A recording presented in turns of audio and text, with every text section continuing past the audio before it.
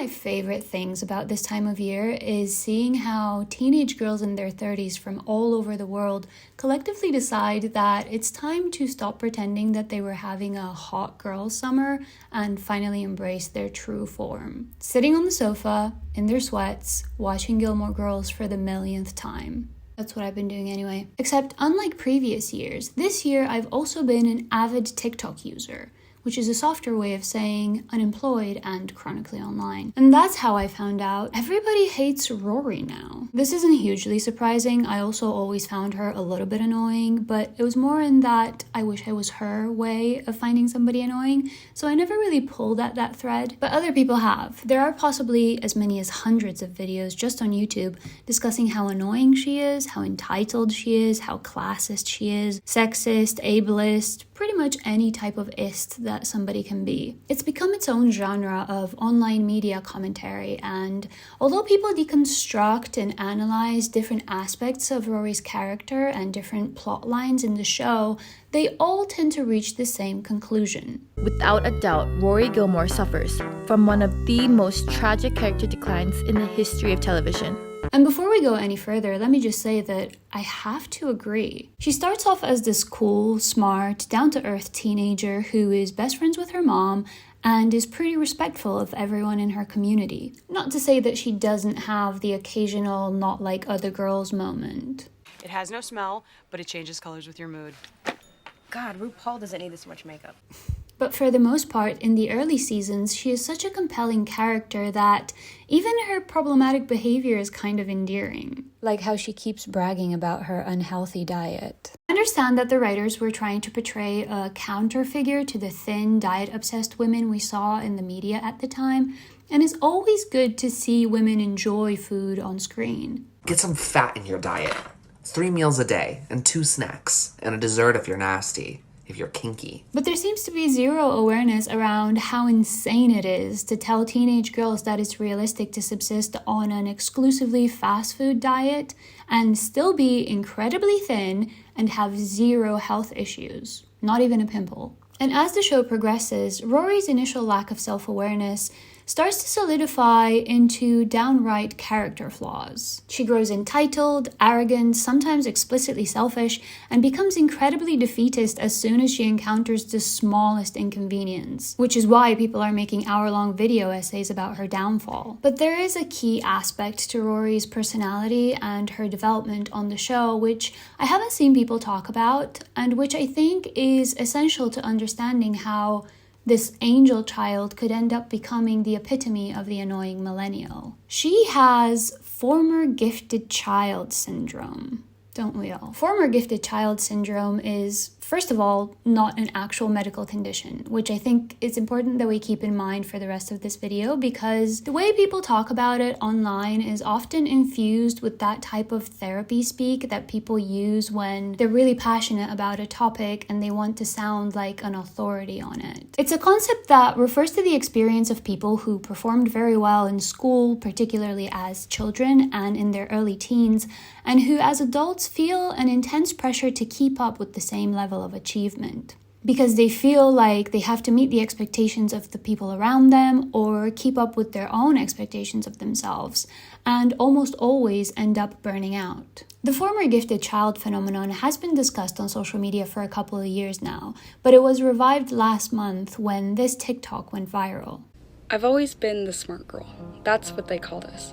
Gifted and talented. People who describe themselves as having former gifted child syndrome talk about how the amount of praise they received as children made them tie their sense of self-worth to their ability to achieve and excel. Then, when a so-called former gifted child adult enters the professional environment where employees don't get consistent feedback or praise for just doing their job in the way that they did in school, these individuals find it difficult to gauge where exactly it is that they stand. And in the absence of a clear list of parameters that they need to meet, they often become dissatisfied with their work because the thing that they find validating is not the work itself, but the act of overachieving. On top of this, former gifted child adults talk about how being rewarded for being ahead of their peers in their early academic development creates a false sense that they should be good at things without even trying. Being a gifted child, as the expression suggests, is not something that you can work towards, but rather something that is bestowed upon you. So these people are more likely to give up on things that they are not naturally good at from the beginning, or maybe not even try them at all, just because the idea of failure itself is a threat to their identity. As the poem in that TikTok asks, who am I if not the smart girl? Which is exactly the question at the center of Rory's so-called downfall. Now, before I go into full Rory defense mode, I would like to highlight some of the main and very valid pieces of criticism that she receives. First of all, throughout the entire show, there's this aura of pick-me-ism around her. And I don't want to put the full responsibility on Rory for this because I think a lot of the time, it's not so much that she acts like she's better than other girls. It's everyone around her who keeps treating her like she is so special for enjoying books and wanting to apply to an Ivy League school. And I think that most viewers realize that Rory is not to blame for the way that she's being perceived, but the incessant adoration around her still triggers people because by acting like Rory is special because of her interests, the show implies that there aren't many women like her. Saying that she's special because she's smart and hardworking implies that women are typically unintelligent, superficial, and lazy. And although Rory herself doesn't explicitly say that she's different from other girls, she doesn't question it either when other people say it. She is very happy to accept the praise and the status that comes from being perceived as not like the other girls. Which brings us to the second thing that people criticize about Rory, her entitlement. The premise of the show Gilmore Girls presents the viewer with a very sympathetic state of affairs. It's a story about a single mom who is doing her best to offer her child every opportunity to succeed.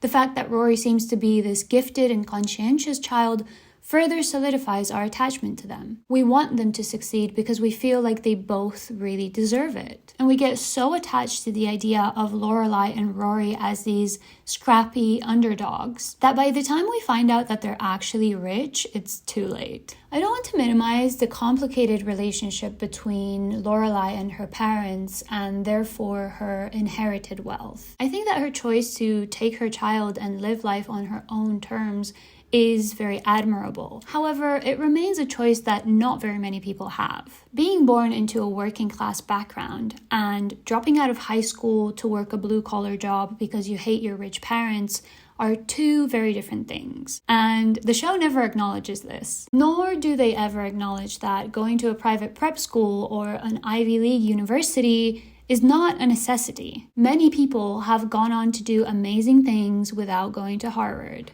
And struggling to keep your child healthy and thriving in education is a very different thing to struggling to put them through the best school in the world. And the irony is that we're constantly being told that Lorelai decided to leave the world of country clubs and polite society and perceived prestige behind. But she continues to glorify Ivy League institutions, the value of which is inherently linked to the people who frequent them. The people that she supposedly wanted to escape from. To some extent, Lorelai is so wrapped up in her own belief that she is not like those other society girls that she fails to see that a significant portion of her life revolves around upholding the same values as her parents. And of course, she passes this lack of self-awareness down to Rory as well. One of the most infuriating things about Rory is her inability to recognize her privilege. It seems to be completely lost on her that she is the daughter of two trust fund kids, that both sets of grandparents are incredibly wealthy and well-connected, and that at least Lorelai's parents are falling over themselves to give her anything she could ever need or want. Because it's not just that they're paying for her education. She gets gifts, she gets access to powerful people, they take her on expensive holidays, they even offer to buy her an apartment in New York in case she gets a job there after college. Her grandmother fully furnishes her room when she goes to college, and admittedly her style choices are questionable, but I'm sure she would have been more than happy to return that stuff and go shopping together with Rory if Rory asked her to. And I'm not saying that she should drop to her knees with gratitude, but if you grew up in a working class single parent household, you'd have some awareness of how lucky you are in this situation. But Rory doesn't, because she didn't grow up that way. Despite the way in which the show blankets the Gilmore Girls in this insinuation of financial hardship, Rory herself has never struggled financially. Lorelai has. When it comes to Rory, Logan says it best. Whether you like it or not, you're one of us. You went to prep school. You go to Yale. Your grandparents are building a whole damn astronomy building in your name. And it's annoying to see her not only not acknowledge this at all, but also appropriate Lorelai's life and struggles and use them as a pedestal for her to stand on and feel superior to her other upper middle class friends from. Self-righteousness is not a good look, especially when you're a serial cheater. Don't worry, I'm not going to get too far into her cheating scandals. There are many videos analyzing them all over the internet. And I think that ultimately her inability to respect herself, her relationships, and those of other people stems from the same sense of entitlement that I've already talked about. The more interesting byproduct of her entitlement, and the thing that fans were most disappointed about, is her failure to achieve the dream journalistic career that the conflict of the show revolves around. After seasons of watching her work her ass off and hearing her go on and on about how she's always wanted to go to a prestigious college and be a journalist, fans were understandably surprised to see her throw in the towel at the first sign of difficulty. During her first year at Yale, Rory starts dating Logan Huntsberger of the Huntsberger Publishing Company, and at one point in their relationship, his father Mitchum offers her an internship to make up for the fact that his family had been rude to her. At the end of the internship, he takes Rory aside for a feedback conversation and says the following. I just don't think you really have the drive to put yourself out there, to be honest. To get a story, to dig. And I'm going to be completely honest, if my boyfriend's dad told me that I wasn't good enough to do the thing that I'd been trying to do my entire life, I would also be heartbroken and probably a little bit embarrassed. I also hate the way that he phrases it because it perpetuates this idea that in order to be good at something, you just have to have it. Whatever this it is, a talent or a skill or the frickin' X factor. That being said, I feel like a more mature person would just ask for constructive criticism, like, how do I get better? Or eventually come to realize that this is just one guy's opinion and move on with their lives. But what does Rory do? Quit school and get bangs. Which, by the way, is probably the best decision she made in the entire show. These look so good on her. This rejection triggers an identity crisis that seems to burn her entire sense of self to the ground. I'm not exactly sure what I want to do with my life, and... Since when are you not sure what you want to do with your life? Mom, You've known what you wanted to do with your life since you were 3. Be a journalist. maybe not.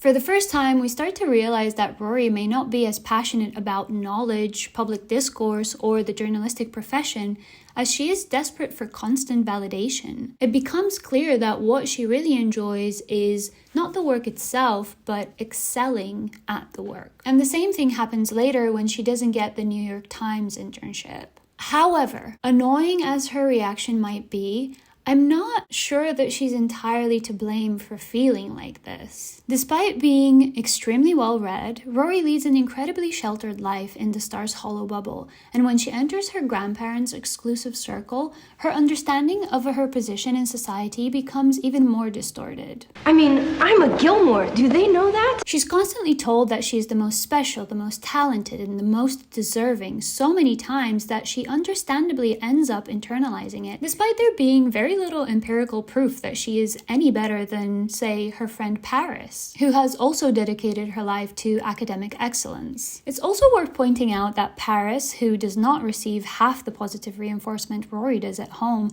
is way more equipped to deal with the very serious setbacks she goes through, like her parents' divorce, her father losing their family money, and failing to get into her preferred college. Rory, on the other hand, steals boats and gets haircuts every time she has to face the reality that although she might be the smartest and specialist little angel in Stars Hollow, the world is full of special people, and she might have to put in some extra effort in order to succeed. Textbook former gifted child behavior. Except there's no textbook. Yet. In an article published in Metro titled, "As a former gifted child, I think we praise children too much," writer Rachel Roberts shares, "The world of work can be a humbling experience for the gifted child. Failed job interviews, rejections, and brutally honest feedback take a toll. It can be a real struggle navigating the world outside academia. Gifted kid burnout is like a pendulum that swings between exhaustion and low mental health, to toxic grafting culture where you cannot stop trying to chase the desire of achievement. You overwork and panic yourself into a hole, and the swing continues until some form of praise brings it to a pause. When the flow of flattery drops, as we enter the world of adulthood and work, many of us feel like failures.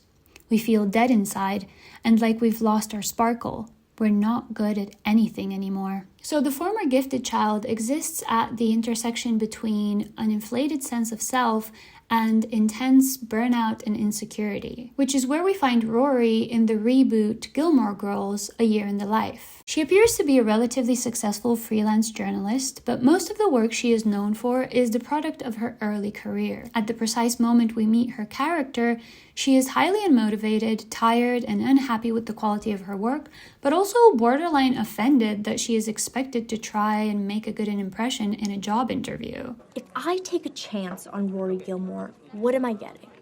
What? Oh, and she's also cheating on her boyfriend with her ex who is engaged. No comment. Just jail. But despite the very valid criticism she gets, I find Rory's character, especially in the reboot, weirdly comforting to watch. It's unclear if the writers did this on purpose, but I think 30-year-old girl failure Rory functions as a great critique of the way that society glorifies natural talent or genius as opposed to consistent and intentional practice as a recipe for success. She is living proof that the gifted child is a myth made up by adults, and that perhaps working your entire life to live up to the expectations of the adults around you, and which you internalized as a 3-year-old and never reviewed ever again to see if that's still something that you want, is not the secret to happiness. And unfortunately, that is exactly what happens to her. She never stops existing in relation to other people's perceptions of her. She lets everyone else's image of her as a gifted child define her, and she becomes the gifted child because she is told that that's what she is. When Logan's dad breaks that illusion by telling her differently than what she's used to, she begins to act against her former self, as if to try and get to the core of who she really is, away from other people's expectations. But even that doesn't last very long. This might be a controversial take, but I think that by the time Logan proposes, she is back to playing the expectations game. Not accepting Logan's proposal is exactly what everyone expects of her, and the fact that 10 years later she is still having an affair with him suggests that perhaps that decision wasn't completely true to her actual desires. I also see her as a great depiction of the death of the millennial dream of self-actualization. Millennials, perhaps more than any other generation before them, grew up on this strict diet of media that told them they could do anything and be anything they wanted if they only set their minds to it. And Rory is a prime example of this. This is all your fault, you know? Why? Because you told me I could do anything. So when they step out of academia and realize that the world they've inherited from previous generations is in many aspects beyond repair, that dream quickly crumbles into utter hopelessness. And a key component of the millennial hopelessness is the individualism that underpins it. Middle class and upper middle class millennials in particular grew up with the ambition to save the world and developed some sort of hero complex that simply cannot be actualized in adulthood. And this breaks them. And the worst part is that often, as it is the case with Rory, they don't even realize that wanting to save the world, however sincere at its core, reeks of privilege and entitlement. Because what else could make any one individual believe that they are capable of such a thing? That is the stuff of collectives and movements. Which brings me to my final point. Despite having some compassion for former gifted children, it's hard not to notice that this is very much a first world problem. Currently, the bulk of the conversations around the former gifted child syndrome are fueled by Rory-type individuals who are often perceived as privileged. So the response to them sharing these experiences often turns to ridicule. I actually know exactly what you're talking about. I had a very similar experience in school. It was really hard to be part of the kids that got so much praise. I wasn't trying to be smart. I wasn't trying to get good grades. I just did. People would make fun of me and say like, oh my gosh, like you're gonna have so many, prospects in your future, and embarrassing and hard, because then when I was applying to colleges, I had a lot of options, and that was overwhelming. That being said, I have come across some discourse, particularly on TikTok, where people discuss the dynamic between the so-called gifted student classes in the US and neurodivergent people. And full disclosure, I'm not super familiar with the US education system, but some creators have pointed out that being neurodivergent can result in being put in either gifted classes or special ed classes, depending on how your condition impacts your ability to perform. And oftentimes, the main differentiating factors between the two are tied to race and socioeconomic background. This is not the case for Rory because, as far as we know on the show, she is neurotypical. But I thought it was important to bring it up because although the former gifted child syndrome might be an imagined thing, gifted student classes are a reality, and they can have serious practical implications on the success of undiagnosed neurodivergent people, in which case it's an issue that we should probably take seriously. And on that note, thank you so much for watching this video. Please remember to like and subscribe, and sorry if you're a Rory stan, I'll make it up to you next time.